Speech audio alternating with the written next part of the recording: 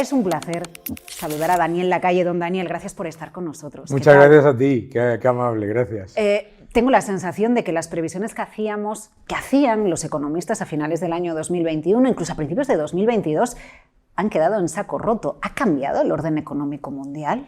Bueno, el orden económico mundial no ha cambiado, ¿no? Lo que ha ocurrido ha sido que se han unido varios factores. El primero, que se habían generado unas expectativas claramente optimistas, ¿no?, en cuanto a la recuperación económica. Yo creo que se hacían unas estimaciones de multiplicadores fiscales de los estímulos monetarios y fiscales de los gobiernos completa y absolutamente de ciencia ficción, ¿no? Entonces había primero un exceso de optimismo en cuanto a la recuperación en un entorno en el que ya había una ralentización muy evidente en las economías, sobre todo en la eurozona y en Latinoamérica.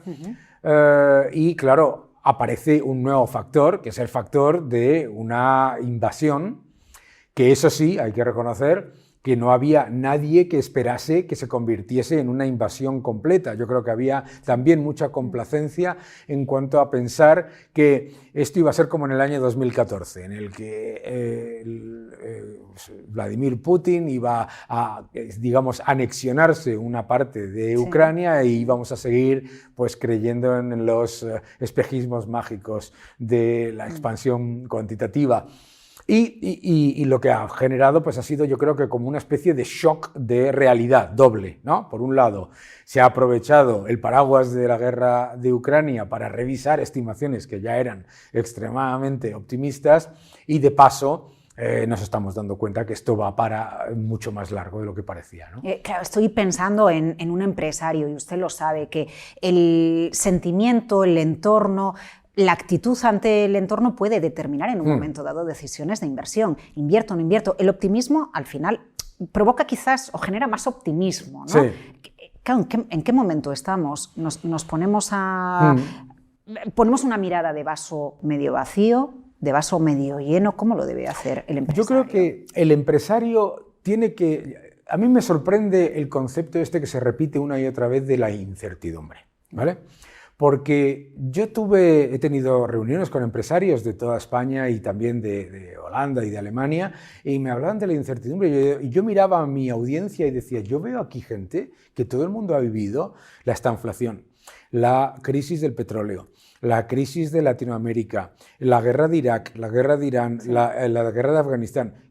Oiga, pues tenemos que vivir con la realidad de que existen conflictos geopolíticos. Tenemos que vivir con la realidad de que hay momentos en los que hay presiones inflacionistas. Tenemos que vivir con la realidad de que el gas de la risa monetario no lo cubre todo y que ese es el gran problema. El gran problema es que muchos empresarios nos hemos acostumbrado a la idea de que da todo igual, porque mientras bajen los tipos y aumente la liquidez, pues todo se disfraza bajo ese mar, ¿no?, de azúcar.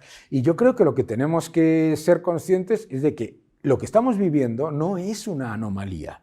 Lo que estamos viviendo es la realidad de lo que llevamos viviendo décadas y décadas y décadas antes de que existiesen los bancos centrales, en cualquier caso. Y es que en los periodos de crecimiento global y de innovación y de cambios que se van generando, se mueven como un acordeón, en un proceso en el que, por un lado, tienes crisis exógenas y crisis endógenas, pero que eso también no nos puede sacar la mente de las grandes tendencias que nos están llevando, que no solamente no se han revertido, sino que se están acelerando, ¿no? Y eso es la clave para mí. Bueno, le está diciendo usted al empresario, hay que seguir con el negocio. Si hay una oportunidad, si hay una transformación, si hay un crecimiento, si hay negocio, un conflicto entre dos países, aunque impacte los precios del petróleo, aunque determine las decisiones de bancos centrales, no puede parar nuestra decisión. Entonces, si tiene que separar el financiero de una empresa, ¿con qué me quedo? ¿Del conflicto que estamos viendo? ¿Qué me afecta y qué no me afecta? Yo creo que le afecta, obviamente, primero le afecta la inflación, pero la inflación era un problema que le afectaba antes de que ni siquiera estuviese en nuestras mentes la invasión de Ucrania. O sea que, primero, ya estaban preparados para la inflación. Muchos de ellos vivieron los tipos de interés a principios de los años 90 mucho más elevados, Efectivamente, no como ahora. claro, ¿no? yo el otro día le comentaba a un grupo de empresarios, ¿quién de ustedes no ha visto tipos de interés al 13%? Entonces, ¿por qué le preocupa de verdad que vayan a subir los tipos de interés? ¿No? El otro día vi un titular en un medio económico que decía, hay miedo a que el Banco Central Europeo suba los tipos de interés al 0. ¿Perdón? ¿De verdad hay miedo a que los tipos de interés suban al 0? Yo creo que la complacencia que se ha generado desde la salida de la crisis del 2008, con la masiva expansión monetaria y sobre todo con la idea de que incluso cuando sales de la crisis continúa, eso ha generado que mucha gente tenga una tolerancia a la volatilidad y a los riesgos bajísima, cuando en realidad todas estas empresas que nos están viendo han vivido épocas mucho más difíciles y además con mucha menos capacidad de anticiparse, porque ahora mismo un empresario tiene toda la capacidad para gestionar su capital circulante, para llevar a cabo compras a largo plazo, para gestionar de manera adecuada eso. Lo que sí tiene que hacer es no creer en los cantos de sirena.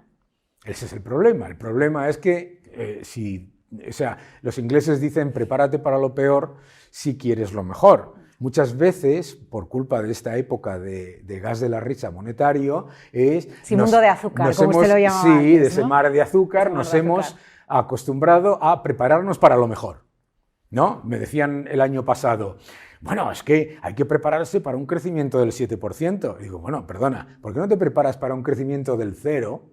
Y si es del 7 te irá mejor, porque si te preparas para un crecimiento del 7 y el crecimiento es del 3, vas a tener problemas. Bueno, si ajustas los costes de tu empresa o dibujas un escenario, ¿no? A mí me gusta hablar siempre de la hoja de Excel que maneja cualquier responsable financiero. Lo ajustas a un escenario tranquilo, conservador, y luego si vienen mejores tiempos, va a arrasar con todas esas cifras al alza. Pero si la prudencia marca el establecimiento de mi escenario como empresa, en todos los aspectos, de coste de financiación, de laboral, el coste energético, por ejemplo, que ahora es tan protagonista, efectivamente, si el escenario es mejor, mejora todo. Claro. Pero hacerlo a la inversa, un escenario optimista, confiado, sí que puede acabar dando al traste a mi empresa. Claro, los empresarios normalmente cuando analizan una inversión hacen 3 escenarios, un escenario optimista, un escenario base y un escenario pesimista. Yo siempre digo, borra el optimista. El optimista es imposible. El que llamas base es el optimista, el pesimista es más cercano al base y el pesimista de verdad, ese, bueno, pues mejor te lo vas viendo a medida que pasa. Bueno, pues que al final todos son test de estrés. Estamos un test de estrés tras otro. No esperábamos el COVID, no esperábamos el ataque, ¿no? Claro. Y es un test de estrés continuo, pero real, que luego determina o nos dice los test de estrés reales que se hicieron no valen para nada porque la realidad ha superado todo. La ficción. Primero, los test de estrés no sirven para nada porque parten de la base de las 2 palabras más peligrosas que hay en economía, que son ceteris paribus, que es con todo lo demás que no cambie. ¿Cómo que no cambia todo lo demás? Todo lo demás cambia, ¿no? Entonces, la razón por la que muchas de las empresas que llevan a cabo escenarios de estrés luego ven que son mucho peores es porque la idea de que todo lo demás no va a cambiar no tiene ningún sentido. O sea, el concepto de los fundamentales no cambian es una tontería. Los fundamentales cambian todos los días y lo estamos viendo ahora, ¿no? A ver, el escenario del precio de la energía sí que influye en una empresa. Luego, si nos da tiempo, vamos a hablar un poco de cómo la energía a veces no hablamos tanto en los medios, los periodistas, no les preguntamos tanto a ustedes, los economistas, como de otras variables, costes laborales, legislación laboral, qué importante es.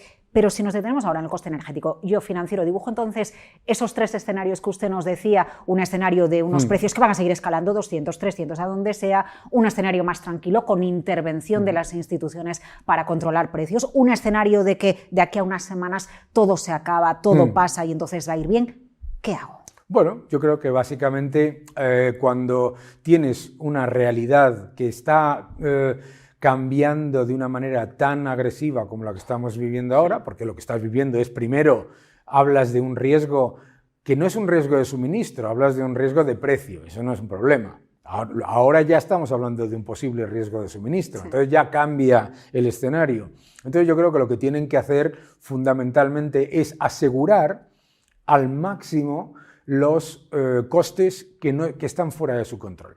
Porque los mismos señores que hace un año le decían que la inflación era transitoria, él se lo decía, en enero te decían, no era por el efecto base, en febrero, no, es que es transitoria, no, en marzo es que es temporal. Bueno, pues dejen y en verano eran los costes del CO2, dejen de escuchar a esta gente, ¿vale? Dejen de escuchar a esta gente y a mí, ¿no? Escuchen a la realidad de su capital circulante. ¿Cómo afecta a su capital circulante un cambio del 10% en el precio de la energía? Que un cambio del 10% del precio de la energía se lleva por delante mi margen bruto. Pues oiga, empiece a tomar decisiones a largo plazo de cerrar precios en lo que usted pueda para que los márgenes estén lo más protegidos posible. Porque, claro, la idea de es que creo que van a bajar, bueno, el ejemplo lo tenemos en España. El gobierno de España se negó a ligar el precio en la tarifa regulada del componente de energía al mercado de futuros porque estaba convencido en marzo del año 2021 de que los precios iban a bajar. Pues vaya, gurús. No, y eso no significa que no, y teniendo toda la información que tienen, ¿verdad? Eso no significa que no te puedas equivocar en tus estimaciones, significa que no tienes que que no te tienes que dedicar a hacer especulación de lo que va a pasar con el precio del petróleo. ¿Qué va a pasar con el precio del petróleo? Lo que pasa siempre. Exagera al alza y luego exagera a la baja. Claro que va a haber destrucción de demanda. Pero ahora mismo los propios empresarios que están hablando con sus competidores, con sus amigos, etcétera, saben que está pasando lo siguiente. Todo el mundo pregunta, ¿cuándo van a bajar los precios del petróleo? Y mi respuesta es, ¿usted ha dejado de comprar? No. Entonces todavía no, porque si tú no has dejado de comprar níquel o cartón, me da igual, o algo que está subiendo mucho. Sí, aceite, se está hablando de granos. Claro, aceite de girasol. ¿Por qué vas a asumir que tu competidor va a dejar de comprar? ¿No? ¿Verdad? O sea, en muchos de los análisis que hacemos sobre lo que va a pasar con la oferta y con la demanda, siempre ignoramos que normalmente la inmensa mayoría de nuestros competidores van a hacer exactamente lo que nosotros vayamos a hacer. Y sobre todo las empresas que son líderes, pues desde luego dicen, no, estoy esperando que se destruya la demanda por parte de mis competidores más ineficientes. Bueno, es una idea un poco complicada cuando los tipos de interés son cero y te refinancian todo.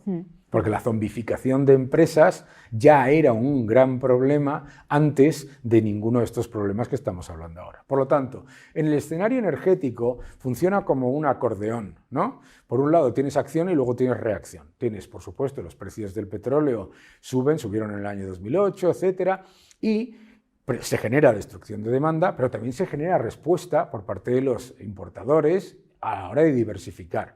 La crisis del petróleo del año 73 empieza a acabarse cuando hay una alternativa en el Mar del Norte que ni se contemplaba, ¿de acuerdo? Ahora mismo todo el mundo está hablando del gas de Rusia y muchas veces nos olvidamos que la razón por la que Europa, entre comillas, depende del gas ruso es porque todas las alternativas diferentes son mucho más caras. No es que dependas, es que el gas ruso es muy barato. Es muy barato, ¿verdad? Entonces, tenemos que saber que va a pasar muy probablemente lo siguiente, que habrá diversificación de suministro, pero probablemente el precio donde se estabilicen las materias primas será un precio más elevado que el precio que ahora mismo nos habíamos acostumbrado a que se mantuviese. Es decir, y estará vinculado a la demanda, a ese momento en el que alguien diga, aquí paro, aquí claro, se tomó una decisión de frenar mi actividad, y los ciudadanos. ¿no? Lo que pasa es que también las empresas y los ciudadanos tienden a pensar que la destrucción de demanda pasa gradualmente, y es un error. Pasa como en una burbuja inmobiliaria, en un mes. El día 1 de un mes, todo el mundo piensa que los pisos solamente pueden subir, por decir un ejemplo, y el día 30 desplome. Es decir, la demanda, el precio de todo todo el mundo critica ahora la formación de precio marginal, todos son precios. Sí, bueno, a mí eso me sorprende mucho porque lleva siendo así desde hace mucho tiempo. ¿Y por qué ahora todo el mundo da lecciones acerca del establecimiento? Claro, todos los precios son marginales. ¿Ha ido usted alguna vez a un supermercado y dice este tomate ha costado 80 céntimos el kilo y este 20? No, pagas 80 céntimos el kilo o lo que sea, ¿no? Lo que quiero decir es que todos los precios son marginales. Es una estupidez como la copa de un pino esto de vamos a sacar del precio de la electricidad el gas y entonces se soluciona todo, porque lo que estás sacando por un lado se lo estás cobrando a otro por otro. Entonces, la clave aquí es, nos hemos acostumbrado durante una época a una cosa sorprendente, que era desinflación constante en los precios de la energía y, a la vez, estímulo constante monetario. Y te estás acostumbrando a algo muy peligroso, ¿no? Que es beber cada vez más alcohol y esperar emborracharte cada vez menos. Entonces, lo que tenemos que ser conscientes es que todas las alternativas que se están pergeñando que empiezan a salir, pues las ideas más tremendas en la economía, ¿no? Pacto de rentas, o sea, el desastre absoluto, que es lo que, vamos, se están sacando del cajón de las ideas las tonterías más grandes. La autarquía lo solucionaría todo, el proteccionismo, pacto de rentas, es decir, empobrecer, empobrecer, empobrecer. Lo que se necesita es mayor diversificación, mayor competencia y mayor tecnología. Eso lleva un tiempo y en cualquier caso lo que tenemos que ser conscientes es que si se ponen ese tipo de ideas proteccionistas que se están imponiendo, incluso hay algunos empresarios que les creen que va a ser positivo, porque claro, cuando tú piensas que yo te voy a reducir a ti tu salario, pero para que a mí me mejore mi beneficio, te olvidas de que te bajan a ti tu salario y te destruyen a ti tu beneficio. Las dos cosas, eso es un pacto de rentas. Entonces, para mí la clave aquí es en el entorno energético actual llevamos más de una década de infrainversión en petróleo, gas, carbón, minería, etcétera, con más de 600.000 millones de dólares de infrainversión, y nos hemos planteado una transición energética con la que estamos todos de acuerdo, yo el primero, sin entender tres cosas. Primero, la palabra transición. ¿Vale? La transición no es así, hoja de Excel que le gusta mucho a los gobernantes, así. Segundo, la seguridad de suministro, que en el mundo lo más importante no es el precio, sino que tengamos electricidad mientras estamos charlando tú y yo. Electricidad, petróleo, gas, lo que sea. Y el tercer factor es competitiva. Es que no puedes plantear una transición energética realmente efectiva si la alternativa no es más barata. Me encarece los costes. Más barata y más abundante. El aceite de ballena, que era el principal elemento para calentar a la gente, ¿no? Lo sustituyó el petróleo. ¿Por qué? Porque era mucho más abundante y fácil de almacenar y mucho más barato. Pero esa primera parte nos olvidamos de ella. Entonces, hasta que no tengamos unas tecnologías que hayan desarrollado convenientemente y de manera segura la seguridad de suministro y que fluya constantemente, el cambiar el orden de la transición te lleva a este tipo de errores. Es un poco hacerse trampas. Citabas la tecnología, ¿no? Sí. Bueno, y las inversiones, porque, claro, Daniel, llevamos años escuchando que para conseguir esa transición energética, los términos quizás los hemos incorporado más en los 2 últimos años, a lo mejor, pero había que dejar de invertir, claro, en tecnología vinculada a las energías fósiles. Cualquiera que sabe un poco de energía sabe que no vamos a reducir, que no vamos a anular la presencia de la energía fósil en nuestra vida. La vamos a reducir, claro, vamos a optimizar la eficiencia energética y por lo tanto, claro, la vamos a compensar con árboles, bueno, con sumideros artificiales si quieres, la contaminación que en un momento se puede generar. Pero dejamos de invertir, llevamos unos años donde se les pide a las grandes meyes energéticas, no inviertan, claro, transición. Ahora llega un momento en el que decimos, claro, Y ahora dicen, una dependencia de un país y yo estoy bombeando, ¿no? Claro. Las grandes energéticas mundiales. Dice, yo estoy bombeando a más no poder, pero es que ustedes, señores, me llevan diciendo durante años que no invierta, que por aquí ya no va la cosa y ahora me piden que bombee al máximo. Todavía peor. Esto estrangula. Todavía peor. Este es el mensaje que le hemos dado nosotros a los países productores de petróleo y de gas del mundo. El siguiente. Yo no voy a utilizar tu producto dentro de 10 años para nada. Odio tu producto, ¿vale? Pero en el camino invierte decenas de miles de millones de dólares anuales para que yo lo tenga barato y abundante todo el tiempo cuando lo quiera y como lo quiera. Claro, el país productor debe haber dicho, ¿dónde firmo? Es una tontería. Yeah. La transición energética competitiva lo que tiene que tener en cuenta es que hay que seguir invirtiendo, por supuesto. Bueno, primero, invierten las empresas. Si consideran que es una buena inversión y tal y que cual, no por dirigismo, sino que hay que seguir invirtiendo. ¿Por qué? Porque precisamente cuando tú tienes un entorno en el que compites de manera adecuada, entonces es cuando más se incentiva la inversión renovable. Por ejemplo, en Estados Unidos, la inversión masiva en producción de gas natural doméstico, que les ha hecho independientes. Ahora nosotros no tenemos gran apagón en Europa gracias al fracking de Estados Unidos, que nosotros hemos prohibido en Europa, ¿vale? Gracias a eso, también se ha liderado en inversión en renovables, en solar, etc. La idea de visión de la economía de suma cero, de que si tú no inviertes uno en petróleo, vas a invertir ese uno en solar, es completamente equivocada. Es completamente equivocada. Necesitamos todas las energías en esa transición. Y la tecnología, la competencia y la obsolescencia hará que algunas vayan desapareciendo. La destrucción, en el momento en el que en energía se ha eliminado el concepto de destrucción creativa, que es esencial para el progreso, nos lleva a estos errores tan monstruosos. Pero lo sabemos o lo vemos con la reacción de una empresa. A una empresa le cierran un mercado o no le sale bien un negocio en un mercado y se va a buscar la vida. Sí. Va a buscar otros mercados, va a buscar donde Claro. a quién le interesa su servicio o su producto, en local o en internacional, Claro. lo que considere y donde la legislación sea más laxa y le permita trabajar. Bien, en el ámbito energético, con este precio, habrá empresas que digan, bueno, yo a lo mejor ahora sí me planteo instalar paneles solares Claro. porque encuentro un proveedor que tecnológicamente no tiene nada que ver con la España fotovoltaica del año 2003, por ponerte un año, ahora está avanzado, ahora es más competitivo, ahora es más barato, y esto, a este precio la energía, venga, pues ahora me planteo diversificar mi fuente energética para producir, bueno, pues azulejos o botellas de cerveza. No lo sé, ahí es la empresa la que va tomando las decisiones y la que contribuye a la formación de ese mercado. Claro, si nosotros pensamos cómo se ha desarrollado la cogeneración en España o en cualquier país, la cogeneración en España viene incentivada precisamente por la señal de precio. O sea, por la señal de precio de muchas empresas que buscan, innovan y dicen, espérate un momento, yo tengo aquí una capacidad de generar, sí, ¿sabes?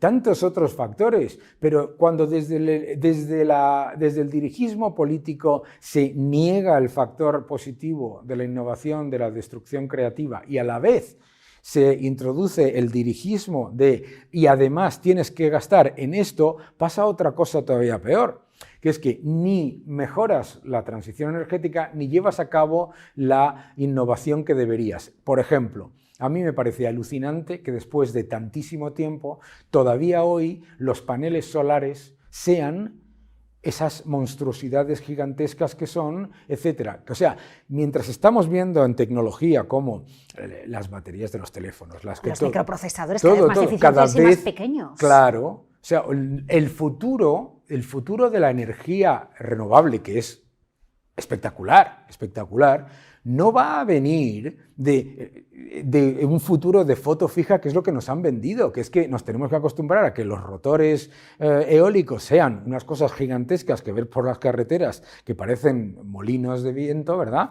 Bueno, que son molinos de viento, y que los paneles solares para generar lo que genera una estación pequeñísima tienen que ser metros y metros y metros y metros y metros de paneles solares. No, hay que y claro, me dicen, ¿y qué va a hacer? Y yo qué sé.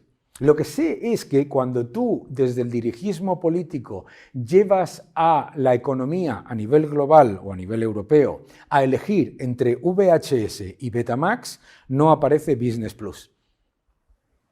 Porque estás poniendo una foto fija sobre el futuro equivocada, que es, la gente que nos está viendo probablemente a lo mejor no sabe ni qué es VHS y Betamax, eran sistemas de vídeo, le estás haciendo ver que el futuro es algo que es, de hecho, el pasado. Entonces, en energía pasa exactamente lo mismo. Ahora nos estamos centrando equivocadamente en el pasado, nos estamos centrando en el gas, en el petróleo, etcétera. Eso hay que dejarlo funcionar como funciona, fenomenal, no pasa nada. Ya las empresas se encargan de ser más eficientes. Claro, y tú le dices a la gente, ahora, ¿no? Toda esta gente que habla de escenarios apocalípticos y tal y que cual, que la intensidad energética del crecimiento económico se ha reducido a menos de una décima parte en lo que es nada en el tiempo de la humanidad, que son un par de décadas, y dices, oiga, ¿y eso de cómo ha ocurrido? ¿Cómo ha ocurrido que todas las luces que tenemos, todo lo que tenemos a nuestro alrededor, no tenga ni comparación en cuanto a consumo a lo que era antes una oficina de este nivel? Hay tecnología, innovación, hay destrucción creativa. Claro, pero si tú eliminas la destrucción creativa, que es esencial, introduces la subvención destructiva y a la vez el dirigismo, te lleva a ir de crisis en crisis y además de crisis en crisis de suministro, no de precio, que son las que menos me importan. Porque no es del caso, Daniel, pero podríamos estar hablando ahora incluso de cara a las empresas, la esperada lluvia de millones de los fondos europeos. 2 años, ya hemos cumplido los 2 años del inicio de la pandemia de manera oficial. Si el empresario sigue esperando eso, no avanza, no haría nada, no innovaría, no tomaría decisiones, no abriría nuevos mercados y cerraría otros, porque eso siempre es así. Se abren mercados igual que se cierran otros porque no ha funcionado bien ese escenario. A mí siempre que me preguntan los empresarios, ¿y cuándo van a llegar los fondos europeos? Yo siempre les digo, ¿y a usted qué le importa? Con todo respeto, si usted tiene un buen proyecto, rentable económicamente, con fundamentales e ideas sólidas, etc., ¿dónde encuentra usted dificultades para financiarse? En ningún sitio. Que hay dificultades para financiar presentaciones de PowerPoint con colores y sin números. Bueno, eso sí. El capital, y usted lo sabe, el capital está hambriento de buenas ideas. ¡Hombre! El capital está hambriento por ir a empresas, incluso muchas que ni siquiera se han planteado todavía cotizar en bolsa, y decir, yo pongo dinero ahí porque sé que el crecimiento en esta fase empresarial con una buena idea, con un buen negocio, va a ser exponencial. Con una idea, con un buen negocio. Eso es muy importante. Con una idea, con un buen negocio. No con una presentación de PowerPoint con colores. Que es que uno de los grandes problemas a los que nos hemos acostumbrado en la época del dinero gratis es a que la gente piense que ser emprendedor o tener una buena idea de negocio es tener literalmente una presentación de PowerPoint con muchos colores. Yo no lo soporto eso. Voy a ir al pacto de rentas de nuevo, porque hemos hablado mucho de energía. Usted sabe muchísimo de energía y yo creo que podríamos dedicarle unos cuantos capítulos más a este entorno, pero sí me interesa que nos pongamos en esa piel del financiero que dice, bueno, yo tengo un mayor coste energético, ¿qué hago con eso? ¿Qué hago? ¿No? Porque a mí se me está pidiendo no repercuta en salarios, pero no repercuta en margen, y ahí el negocio de la empresa puede aguantar un par de meses, puede aguantar, si quieres, 2 trimestres, pero en un momento dado, si el mayor coste de producción no lo acabo repercutiendo de alguna manera, colapso. Claro, pero además es que la mejor manera de que todo esto, si es que es muy sencillo, o sea, que se nos introduzca la idea de que vamos a llegar a un acuerdo entre todos, por el cual a ti no te suben el salario, a mí no me suben los márgenes, a ti no te suben y que todo eso reduce la inflación, es una tontería. Vale, ¿y dónde está la diferencia, Daniel, entre eso y llegar a la inflación de segunda ronda famosa? No existe la inflación de segunda ronda, no existe la inflación de costes, no existe la inflación de salarios, no existe la inflación energética. Lo que existe es más unidades de dinero yendo a activos relativamente escasos. No existe la inflación de segunda ronda. No es verdad eso de que si subes y no me voy a volver yo aquí sindicalista, pero la idea de que los salarios causan la inflación o que los beneficios empresariales causan la inflación es una tontería.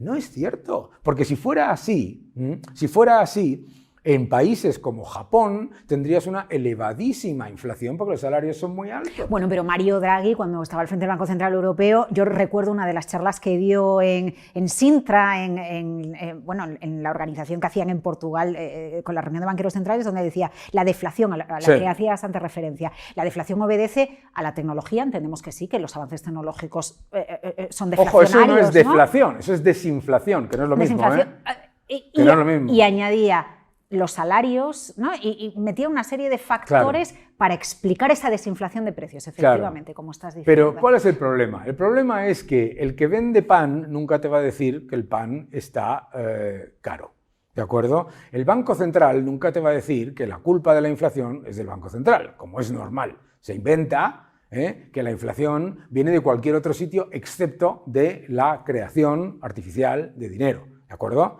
Y primero te dice que no hay inflación en ese periodo que tú me cuentas y estás viendo las bolsas dispararse, la rentabilidad de los bonos desplomarse, que es subir el precio de los bonos, etcétera, etcétera. Es que eso es inflación. Claro, depende de dónde mires. Es que eso es inflación. La idea de que la inflación es el IPC es otra, con todos mis respetos, otra bobada. Porque el IPC es una medida de una cesta que no tiene nada que ver. La inflación es la pérdida de poder adquisitivo de la moneda a lo largo del tiempo y lo que hace es que no está subiendo. Entonces, lo que hacen es que inevitablemente te llevan a que tú siempre pienses que las consecuencias de la inflación son las causas.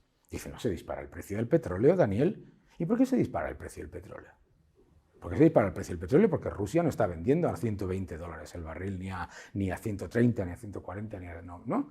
¿Sabes? ¿Por qué se dispara el precio del petróleo? Muchas más unidades de dinero yendo a activos relativamente escasos, una gigantesca posición infraponderada en materias primas durante una década, pasando a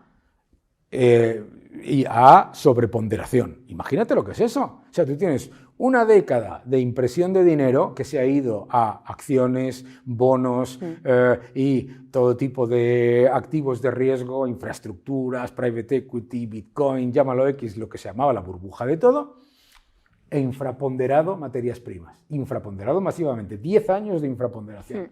Y entonces, entonces empieza a subir el precio y ¿qué hace toda esa cantidad de dinero? Pasa de infraponderado a sobreponderado. Eso es inflación.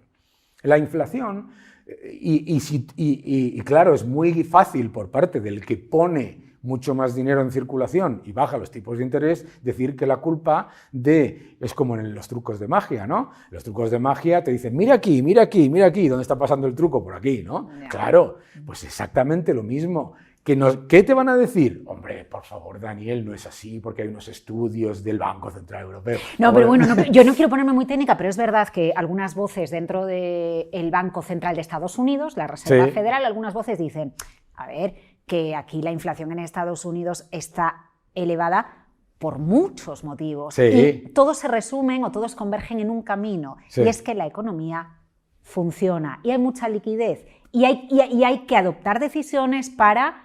Y hay mucha liquidez. Y hay mucha liquidez, claro. Es que primero, la economía funciona. Vamos a ver. Eso de que la economía funciona, si tú inyectas en la economía 2 trillones de dólares, 2 billones europeos, 2 trillones de dólares, y la economía no sube, hombre, por favor, ¿sabes? Imagínate cualquiera de los que nos está viendo al que le dan un préstamo de, yo qué sé, de...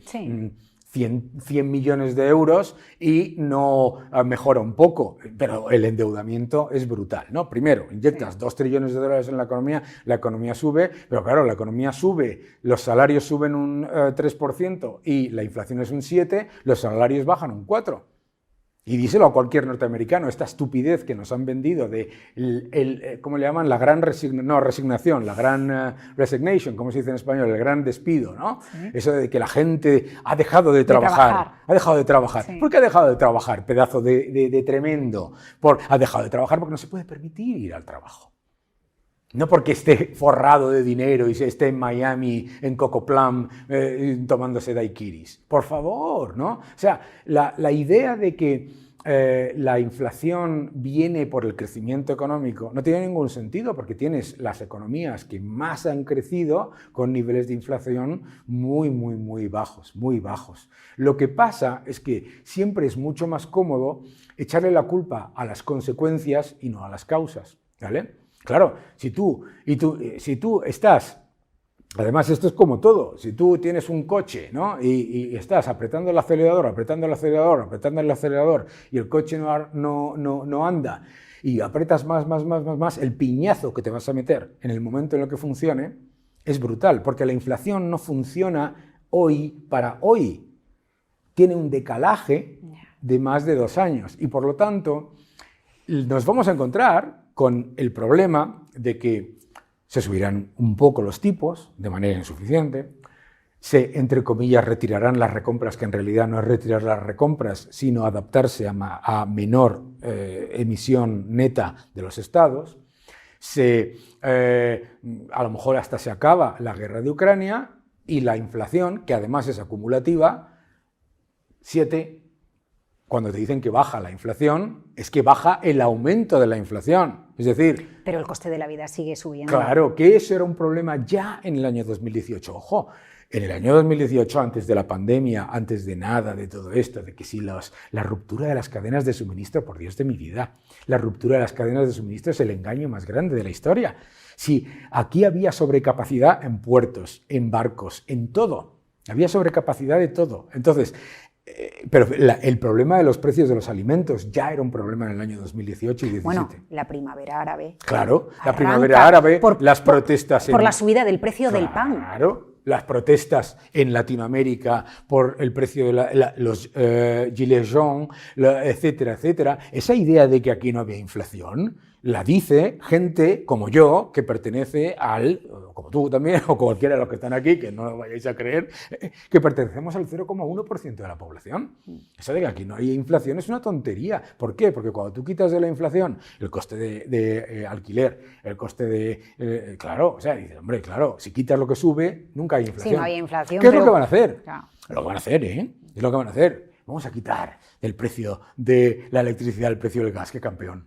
Eres un campeón. Ya, cambias la cesta. No se le ocurrió a nadie. Oye, pero a ver, Daniel, citas el tema de la cadena de suministro y no hemos hablado del tema laboral. Se me acumulan los temas. A ver, para acabar. Primero, has dicho que eso de la cadena de suministro, no. El sector de la automoción en España, donde hay muchísima industria auxiliar, por ejemplo, muy afectado por los problemas de la cadena de suministro, por los problemas de los microprocesadores. Hablamos mucho de energía, pero hay sectores que siguen mirando a esos problemas a los que ya mirábamos en el año 2021, que no se nos olvide. Claro, pero que efectivamente, primero, esos no son problemas que han venido ni con la pandemia ni con la guerra de Ucrania, son problemas que existían antes y que eran importantes. Recordemos que el sector del automóvil bursátilmente era un desastre absoluto,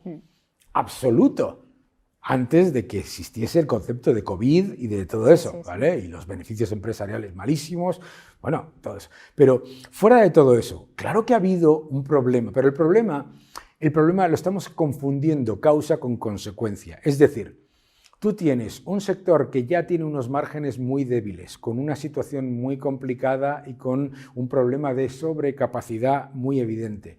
Y entonces los costes de la cadena se disparan. Eso no significa que haya un problema de suministro, significa que hay un problema de precio, que no es lo mismo, Tienes ningún problema para encontrar un contenedor. El problema del... Bueno, sí, pero lo que está usted diciendo, yo he escuchado en los últimos meses, en muchas ocasiones, hay un problema con los microprocesadores, pero a ver, hay. Sí, otra cosa es... pero lo había antes. ¿Quién paga por ese microprocesador? ¿Quién tiene una situación financiera lo suficientemente tranquila como para decir, yo pago más? Claro. ¿Y quién es el que lo está? ¿Y de dónde viene esa cantidad de dinero que está pagando por un microprocesador lo que no puede pagar por un microprocesador una empresa alemana? De mucho más dinero yendo a activos relativamente escasos. De mucho más dinero yendo a activos relativamente escasos, porque los que están subiendo los precios, es decir, bajando el poder adquisitivo de la moneda, entre otras cosas, lo que está ocurriendo es que muchas de las empresas que no deberían existir y que se han zombificado, continúan participando de la cadena de compra cuando no deberían estar ahí. Ahí va a estallar una bomba. ¿Zombificación o no lo sabemos, es prematuro, no se puede hacer una la zombificación de la economía, y tenemos el ejemplo de Japón, pero no solamente el ejemplo de Japón, sino el ejemplo de Francia, ¿no? La zombificación de la economía no lleva a lo que nosotros pensamos que se va a generar un desastre, ¿sabes?, de un mes para otro, si lo que lleva es al estancamiento. Lo que te lleva es al estancamiento.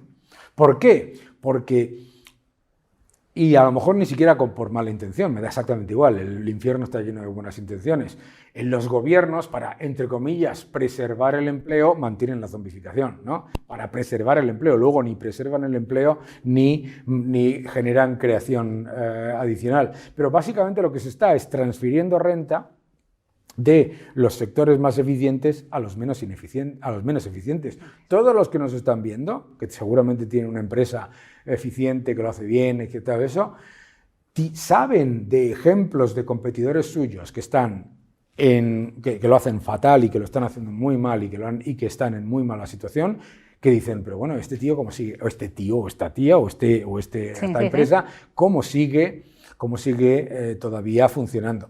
Ese es un gran problema. Y eso también es un efecto monetario. Zombificar la economía es un efecto monetario, porque ¿dónde te crees que sale el dinero para mantener sectores? Al final, lo que ha pasado con la sociedad, con los gobiernos, con la economía, porque fíjese, lo ha hecho un gobierno en España, pero lo ha hecho el gobierno británico, ¿no? Por ejemplo, lo han hecho todos los gobiernos de todo tipo de ideologías. Ese es un gran comentario, porque una de las cosas que nosotros nos pensamos es que esto es una cuestión de ideologías. No.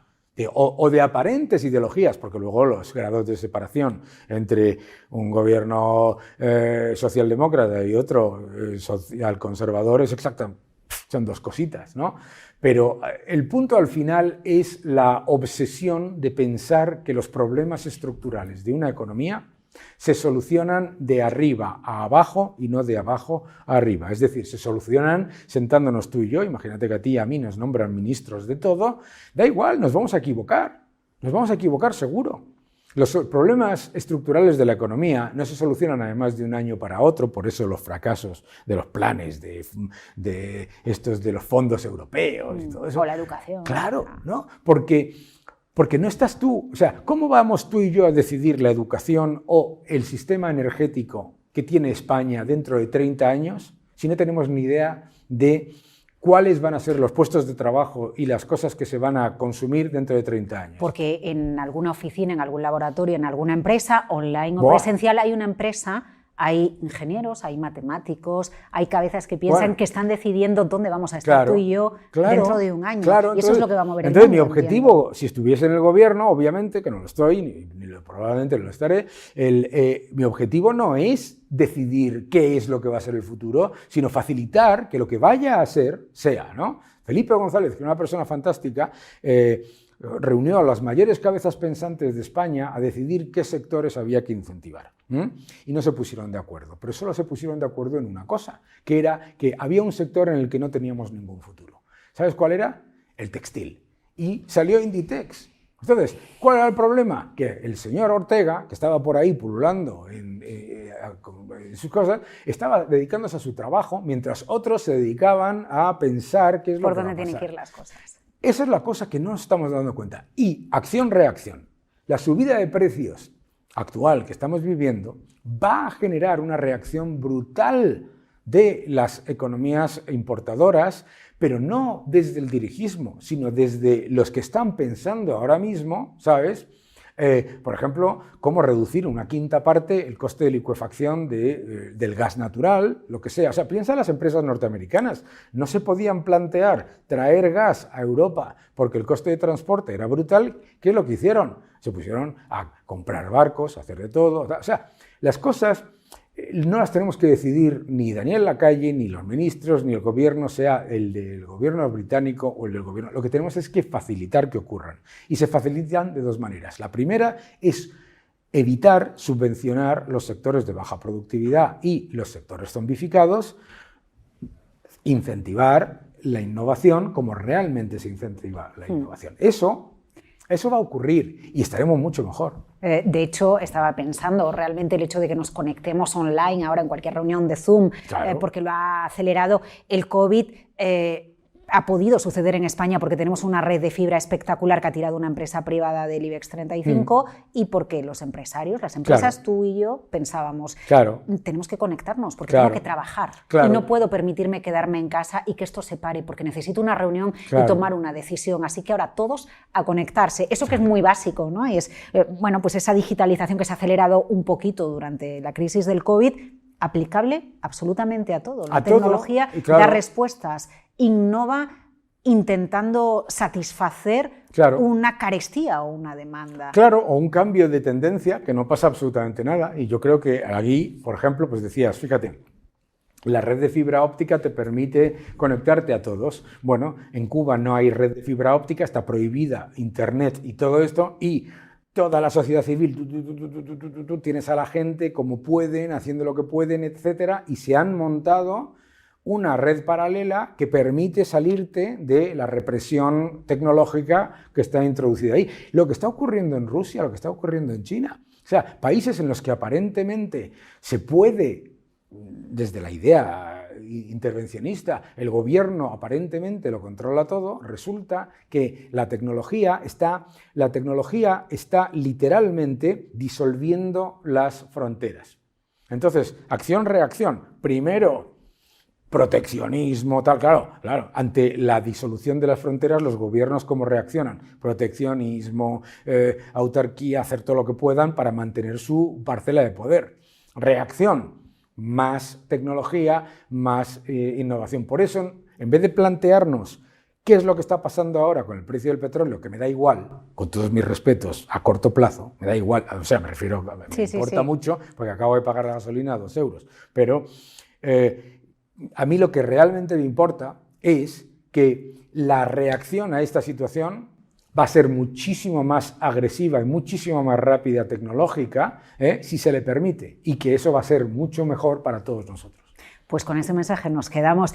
Daniel Lacalle, ha sido una clase magistral para entender dónde estamos, en qué cambia el orden económico mundial, en qué no cambia y quizás qué errores o qué creencias vamos interiorizando en ocasiones de manera equivocada. Creo que el espíritu crítico ayuda a las empresas a avanzar con la tecnología, a enfrentarse a la situación, y usted con sus reflexiones nos ayuda a nosotros, a los responsables financieros de las empresas que le están viendo, a cambiar la mirada y reaccionar con una mirada conservadora en el escenario, pero vanguardista a la hora de buscar soluciones. Claro, todos los que nos estáis viendo, de verdad, vamos a estar muchísimo mejor. Vamos a estar muchísimo mejor. Muchas gracias. No os preocupéis. Muchas gracias por la charla, ha sido muy divertido.